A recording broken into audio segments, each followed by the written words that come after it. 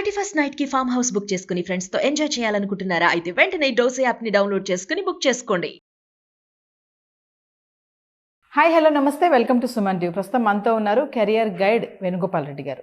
నమస్తే సార్. నమస్తే madam. Sir, ఇప్పుడు ఏవియేషన్ పరిశ్రమ అయితే ఒకటి ఉంది కదా, కోర్స్, దాంట్లో కూడా వెళ్తే స్కోప్ ఎలా ఉంటుంది సార్? ఏవియేషన్ కెరియర్ అనేది అసలు ఎలా ఉండబోతుంది?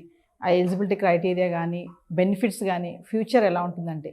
మనం ఈరోజు వచ్చేసి ఏవియేషన్ పరిశ్రమలో ప్రధానంగా ఒక 5 రకాలైనటువంటి జాబ్స్ కానీ ఉంటాయి మేడం. ఇందులో ప్రప్రదంగా చెప్పుకోవాల్సినటువంటిది పైలట్ ట్రైనింగ్ మేడం. దీన్ని కమర్షియల్ పైలట్ లైసెన్స్ అనేటువంటి దాన్ని పొందడం ద్వారా మీరు ఒక విమానాన్ని తోలే పైలట్గా వెళ్ళవచ్చు. సో ఇంటర్మీడియట్ ఎంపీసీ చదివినటువంటి విద్యార్థులు ఈ పైలట్కి అనేదానికి అర్హత కలిగి ఉంటారు మేడం. అయితే బైపీసీ చదివినటువంటి వాళ్ళు కూడా NIOS national institute of open స్కూలింగ్కి వెళ్ళేసి మీరు మ్యాథమెటిక్స్ సబ్జెక్ట్ని అడిషనల్గా చదువుకొని వాళ్ళు కూడా పైలట్ అవ్వచ్చు. సో ఇది బైపీసీ ఎంపీసీ వాళ్ళు ఎవరైనా చేయొచ్చు, ఒక సబ్జెక్ట్ని అడిషనల్గా రాసుకోవాల్సి ఉంటుంది అనమాట.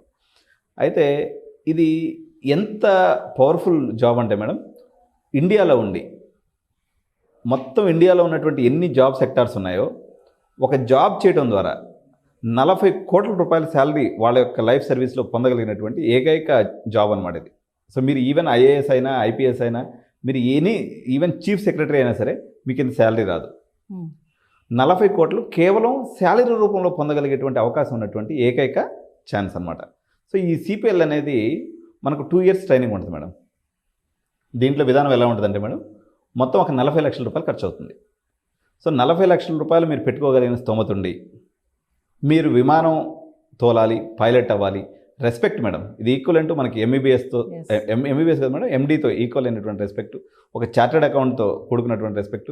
ఒక రకంగా చెప్పాలంటే ఇది చాలా రెస్పెక్ట్తో కూడుకున్నటువంటి ప్రొఫెషన్. మోరోవరు ఇంటర్మీడియట్ అయిపోయిన తర్వాత అత్యంత చిన్న వయసులోనే సెటిల్ అయ్యేటువంటి అవకాశం ఉన్నటువంటి రంగం. అంటే 19 ఏళ్ళకల్లా మీరు విమానం తోలేస్తూ ఉంటారనమాట. సో దానివల్ల ఏమవుతుందంటే ఒక 25 years వచ్చేసరికి ఒక 7 years ఎక్స్పీరియన్స్ వస్తుంది.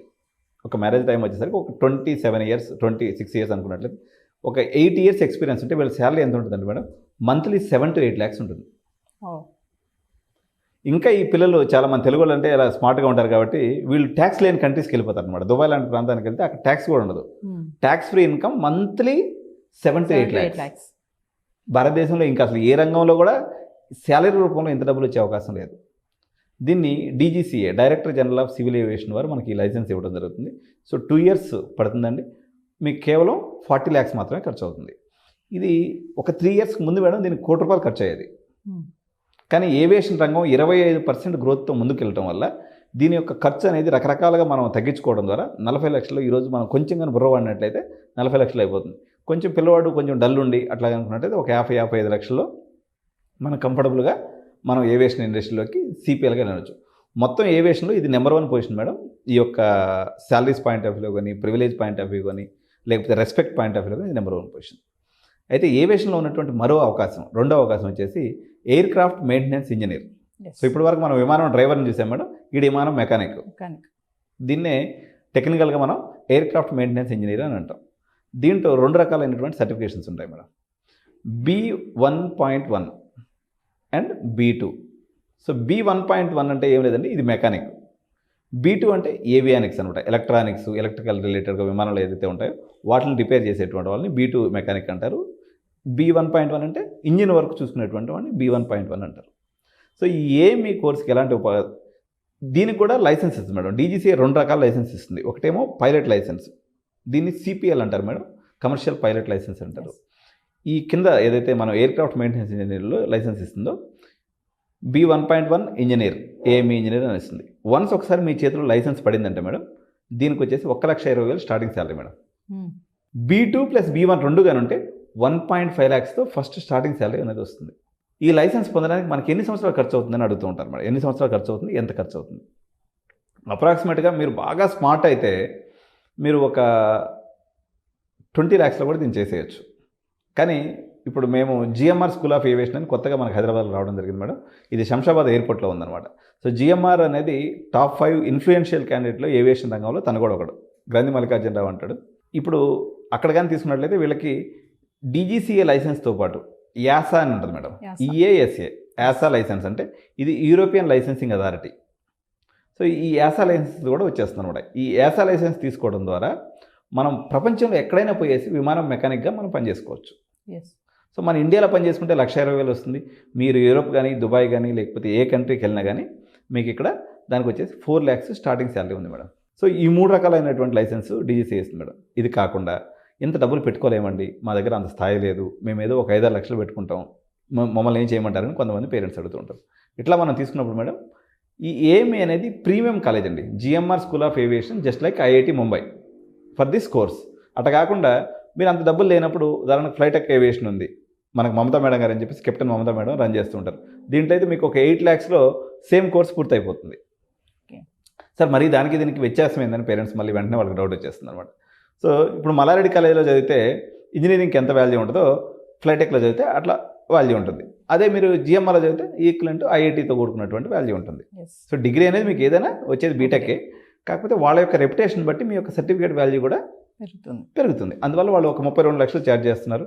మమతా మేడం ఏమో ఒక 8 lakhs మాత్రమే ఛార్జ్ చేస్తున్నారు. అంటే డిపెండ్స్ ఆన్ ది వాల్యూ. మీ దగ్గర డబ్బులు అవకాశం ఉంటే మాత్రం మీరు జిఎంఆర్లో చేస్తే మీకు అది మంచి వాల్యూ ఉంటుంది, మంచిగా మీకు వర్క్ కూడా వాళ్ళకి అక్కడ ఎంఆర్ఓ అంటారు మేడం. దీంట్లో ఎంఆర్ఓ అంటే ఏంటంటే మేడం మెయింటెనెన్స్ రిపేర్ ఓవరాల్ అంటే ఏంటంటే మేడం మన కార్ మెకానిక్ షెడ్ ఎట్లో ఇది విమానాల మెకానిక్ షెడ్.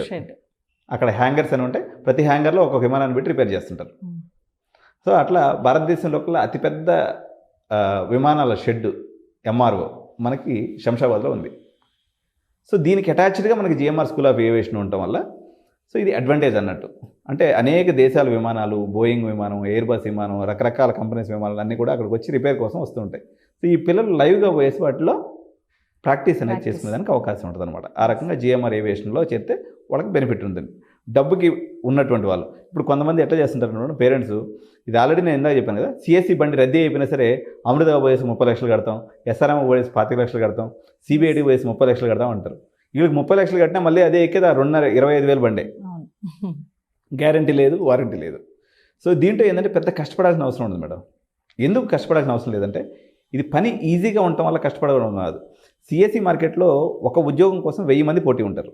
అందువల్ల నువ్వు చాలా అందరిని దొబ్బుకుంటా పోయి నువ్వు ముందుకు పోవాల్సి ఉంటుంది అనమాట. ఇప్పుడు ఇక్కడేమో రద్దీ తక్కువ, ఒక ఉద్యోగం కోసం 2, 3, 4 ఉంటారు కాంపిటీషన్. 1000 మందిని దొబ్బేయడం కన్నా 4 దొబ్బడం ఈజీ కదా. అందువల్ల మనం దీంతో కానీ వెళ్తే పిల్లలు మనశ్శాంతిగా ఉంటారు. రెస్పెక్ట్ కూడా ఎక్కువ మేడం. విమానం అనేది ఎప్పుడైనా రెస్పెక్ట్. సో ఒకడెవడైనా విమానంలో పోయి వస్తున్నాడు అన్నట్లయితే అది క్రేజీగా ఉంటుంది అనమాట, హుందాగా ఉంటుంది. అంటే ఒక BMW కార్ ఎలాగా ఉందానో in comparison with Maruti car తోటే విమానం ఇండస్ట్రీ కూడా అంతే హుందాగా ఉంటుంది. ఇంకా ఇంటర్మీడియట్ అయిపోయినటువంటి పేద విద్యార్థులు ఎవరైతే ఉంటారో ఒక 3 to 4 lakhs పెట్టుకున్నట్లయితే డిఫరెంట్ రంగాలు ఉంటాయి. ఎయిర్ హోస్టెస్ ఉంది మేడం, కొంచెం అంటే పొడుగు, కొంచెం మనిషి అందంగా ఉంటే వాళ్ళకి 18 ఏళ్ళ కల్లా వాళ్ళు ఎయిర్ హోస్టెస్ అయిపోతారు. వాళ్ళకి 40,000 శాలరీ వస్తుంది మేడం. 6 monthsలో అయిపోద్ది కోర్సు. 6 months అయిపోయిన తర్వాత విమానం వ్యక్తిగతనే ఉంటారు వాళ్ళు, ఆడపిల్లలైనా మగపిల్లలైనా. కలర్తో సంబంధం లేదండి. చాలామంది తెలంగాణ ఉంటేనే ఎయిర్ హోస్టెస్ అవసరం లేదు. కాకపోతే మీకు పింపిల్స్ ఇలాంటివి ఉండకూడదు, ఎటువంటి మార్క్స్ అవి ఉండకుండా ఉంటే మీకు 40,000 బేసిక్ శాలరీ అనేది ఉంటుంది. వాళ్ళు అదే కొంచెం ఇంగ్లీష్ నేర్చుకుంటే కష్టపడి ఇంటర్నేషనల్ ఏవియేషన్లో కానీ వెళ్ళండి, ఇంటర్నేషనల్ ఎయిర్లైన్స్లో కానీ ఎయిర్ హోస్టెస్గా పనిచేసినట్లయితే ₹1,00,000 salary madam, with all amenities. Aviation ఇండస్ట్రీలో ఇంకొక బ్యూటీ ఏంటంటే మేడం వర్క్ అవర్స్ అనేవి చాలా తక్కువ ఉంటాయి. ఫస్ట్ పైలట్కి అయితే సంవత్సరానికి 1000 గంటలే మేడం, అంటే per day 4 hours work duty. Okay. ఏఎంఈగా తీసుకున్నా కూడా రోజు 5-6 hours కన్నా ఎక్కువ డ్యూటీ ఉంటుంది. ఈవెన్ ఎయిర్ హోస్టెస్ కూడా మ్యాక్సిమం 6-7 hours పనిచేస్తుంది. వర్కింగ్ అవర్స్ తక్కువ. రెండోది ఇప్పుడు సిఎస్సిలో సాఫ్ట్వేర్ కోడింగ్ చేయాలనుకోండి మేడం, వాటి దిమాగ్ అంతా మొత్తం నలిగిపోద్ది అనమాట, కొలింలో పెట్టినట్టు. దాన్ని యూజ్ చేయాలి, ఈడ ఏం చేయమనదు. మనం ఈయన ఒకసారి మొహం పెట్టినామంటే వాళ్ళు డబ్బులు ఇస్తూనే ఉంటారు మనకు నెల జీతం.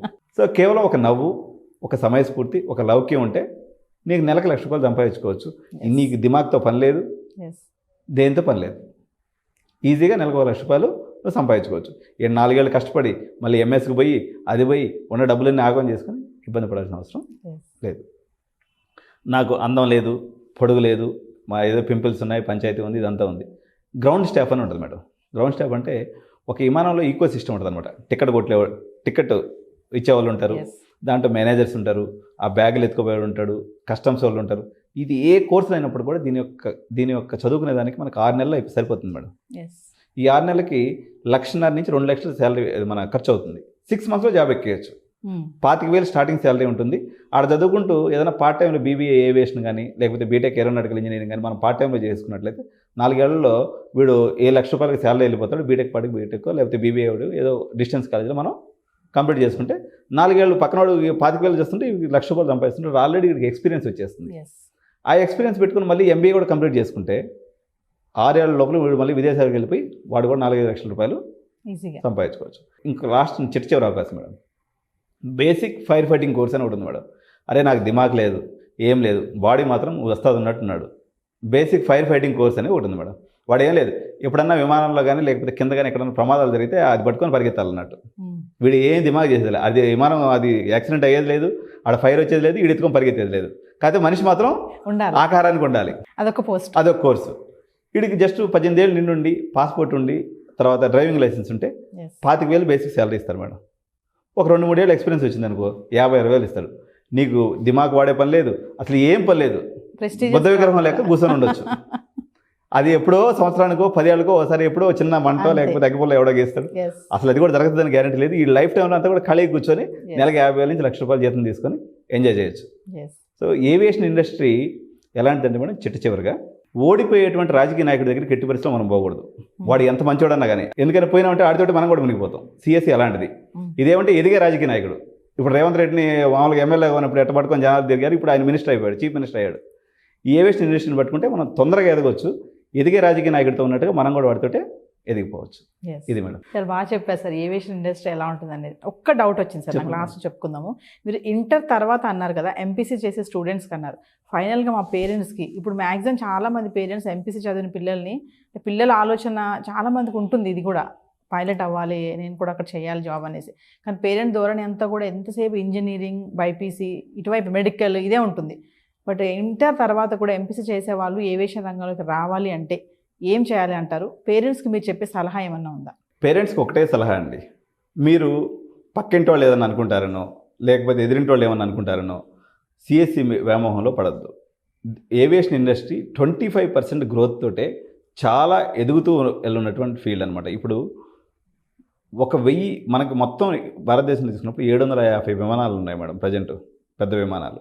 ఒక్క ఏవియేషన్ ఇండస్ట్రీ గ్రోత్ ఎంత బాగుందని చెప్పడానికి మరో 1,200 కొత్త విమానాలకు ఆర్డర్ ఇవ్వడం జరిగింది, ఇండిగో కానీ టాటా వాళ్ళు కానీ. ఇది ఒకటే కాకుండా మేడం ఎయిర్ ట్యాక్సీస్ అని వస్తున్నాయి మేడం. ఎయిర్ ట్యాక్సీ అంటే ఎట్లుంటుందంటే 4 కూర్చుంటారు, మనకి ఇప్పుడు ఆటోలో కూర్చున్నట్టే తీసుకెళ్ళి దించేస్తూ ఉంటారు అనమాట, 2,000 తీసుకుంటారు. ఇట్లాంటి మరో 1,000 వస్తున్నాయి. విపరీతమైనటువంటి ఓపెనింగ్స్, విపరీతమైనటువంటి అవకాశాల గనిగా చెప్పొచ్చు. మీరు రెస్పెక్ట్ పాయింట్ ఆఫ్ వ్యూలో తీసుకున్నట్లయితే ఒక సాఫ్ట్వేర్ ఇంజనీర్ని ఎవడో పట్టించుకోవడం మేడం, ఎందుకంటే వాళ్ళు 1,00,000 మంది అయిపోయారు, 1,00,000 మంది నిరుద్యోగులుగా ఉన్నారు. ఒక పైలట్ అని చెప్పుకోవటం మీరు ఎంతో గర్వంతో కూరుకున్నటువంటి పని. మోరోవరు మీ పిల్లలు దీంట్లో ఇంకోటి ఏంటంటే మేడం, ఏవియేషన్ ఇండస్ట్రీలో ఉన్నవాడు ప్రతి ఒక్కడు వాడి బాడీని జాగ్రత్తగా మెయింటైన్ చేసుకుంటాడు, ఫిట్నెస్ని మెయింటైన్ చేస్తాడు. సో ఆరోగ్యమే మహాభాగ్యం. మీ పిల్లలు అదే సాఫ్ట్వేర్లోకి పోతే మీకు ఆ సాఫ్ట్వేర్లో కూర్చొని ఆ వేడికి ఆ కంప్యూటర్ రేస్కి వాడు పొద్దుస్తూ మొబైల్ చూస్తాడు 10 గంటలు, రిమైనింగ్ 10 గంటలు సిస్టమ్ చూస్తాడు, 4 గంటలు నిద్రపోతాడు, ఆరోగ్యం పోతుంది, 40 ఏళ్ళకి మటాష్.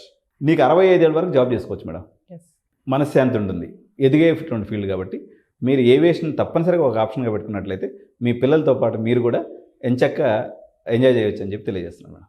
Thank you sir. Right madam. Suman టీవీలో మీ పర్సనల్ అండ్ బిజినెస్ ప్రమోషన్స్ కోసం కింది నెంబర్కి కాంటాక్ట్ చేయండి.